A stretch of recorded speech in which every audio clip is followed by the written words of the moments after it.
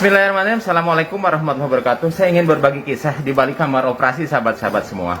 Saat itu saya mendapatkan seorang pasien perempuan umur kurang lebih 8 tahun ya, didiagnosis dengan peritonitis difus, suatu peradangan di dalam perut yang diakibatkan kemungkinan adanya usus yang pecah. Saat itu telah terjadi sepsis, artinya kuman telah menyebar ke seluruh darah dan menyebar ke seluruh otak, menyebar ke seluruh bagian organ-organ penting sampai terjadi penurunan kesadaran pada saat itu. Nah, sahabat-sahabat semua, ketika saya sampaikan bahwa ini keadaan darurat dan harus memerlukan tindakan operasi segera, maka sang ayah mengizinkan saat itu ya, setelah kita memberikan keterangan dan lain sebagainya. Silakan Pak Dokter, lakukan operasi. Saya bilang begini Pak, ini bukan operasi ringan, ini operasi besar yang memang resikonya kasarnya antara hidup dan mati. Kemudian si bapak itu pun tersenyum. Insya Allah Pak Dokter, saya ridho. Kemudian lakukan tindakan operasi, dan ternyata tindakan operasi sahabat-sahabat semua, apa yang diperkirakan memang benar, terjadi kebocoran di usus halus perbatas dengan usus besar.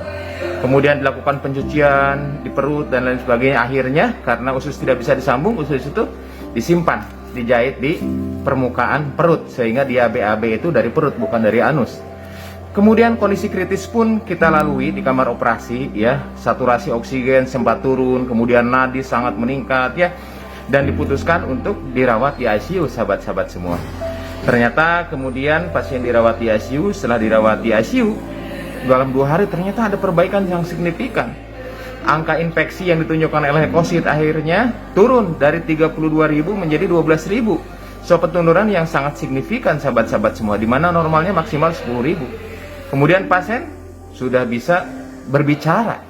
Tadinya tidak bisa berkomunikasi, tadinya kehilangan kesadaran, seperti orang apatis. Akhirnya pasien dipindah di ruang perawatan seperti biasa. Nah, ketika saya berkomunikasi, menurut saya ini ada beberapa hal yang memang di luar kebiasaan, di mana resiko kematian sangat tinggi, di mana triage of death itu ada ketiga-tiganya. Saya komunikasi dengan ayahnya, Pak, alhamdulillah operasi ini lancar Pak. Kira-kira doa apa sih yang Bapak lanjutkan, yang Bapak lantunkan? Pak Dokter, sebetulnya saya nggak punya doa apa-apa, tetapi suatu hal yang bisa saya lakukan adalah terus menerus berterima kasih kepada Allah. Ketika anak saya menangis, terima kasih ya Allah, saya masih menyaksikan anak saya menangis. Artinya anak saya masih hidup Pak Dokter. Ketika masuk kamar gawat darurat juga, saya berterima kasih ya Allah, terima kasih anak saya masih sempat dibawa ke instalasi gawat darurat. Ketika dokter mengatakan operasi, saya juga demikian dok. Alhamdulillah ternyata anak saya masih bisa untuk ditolong. Dan alhamdulillah dokter mau menolong anak saya. Ketika keluar dari kamar rumah sakit, kamar operasi, saya bilang Pak ini harus ke ICU. Saya bilang apa? Kata orang tua itu, saya terus bersyukur ya Allah. Alhamdulillah ya Allah, anak saya ternyata masih hidup menjalani masa-masa kritis ketika operasi, dan alhamdulillah bisa masuk di ICU. Ketika di ICU gue sama-sama terus bersyukur ya Allah, terima kasih. Anak saya ternyata sekarang sudah bangun, sudah bisa berbicara, sudah bisa berkomunikasi.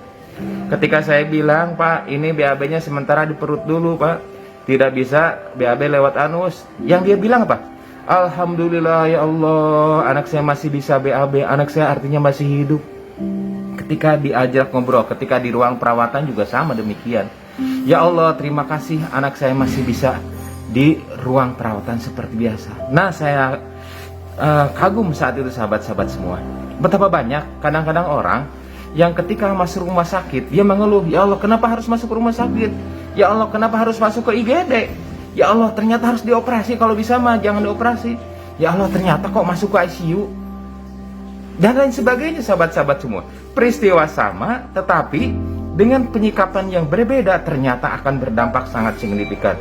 Betapa saya merasakan ketika operasi itu demikian mudahnya, demikian lancarnya. Betapa saya sendiri merasakan operasi yang tadinya mempunyai tingkat resiko sangat tinggi saat itu ya, asa 4E saat itu, ternyata Allah mudahkan sahabat-sahabat semua. Ketika masuk ICU juga demikian, Allah mudahkan semuanya, amat mudah bagi Allah. untuk mengernakan kesembuhan pada hamba-hambanya yang pandai bersyukur. Nah sahabat-sahabat semua, dalam situasi apapun ternyata pasti ada syukur di dalamnya. Tergantung dari bagaimana kita mengolah, memframing hal-hal yang tadinya negatif menjadi mencari hikmah sebanyak-banyaknya dan mencari celah karunia Allah yang sangat besar di balik musibah sekalipun. Semoga kita digolongkan menjadi abdan syakuro, hamba-hamba yang pandai bersyukur.